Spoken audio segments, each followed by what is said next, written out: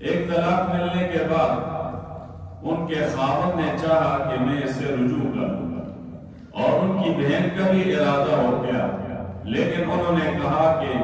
انہوں نے جب پہلے طلاق دے دی ہے، اب دوبارہ میں گویا رجوع کرنے کے لیے ان کو نہیں چھوڑتا۔ تو رب العالمین نے گویا یہ آیت نازل فرما دی کہ ان کو سمجھا دو۔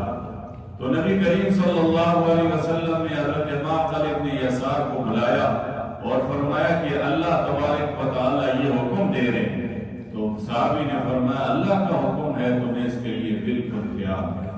وہ ہماری انا کی طرح نہیں ہوتے تھے، ہم اپنے مفاد یا انا پرستی پر جب آ جاتے ہیں تو ہمیں اگر کہا جائے قرآن یہ کہہ رہا ہے، نبی کا ارشاد یہ کہہ رہا ہے، لیکن ہم کہتے ہیں میری انا یہ ہے، لہذا نہیں، اس میں ٹماٹویاں جو ہے وہ مارنے کی کوشش کرتے ہیں۔ لیکن صحابہ ایسے نہیں تھے،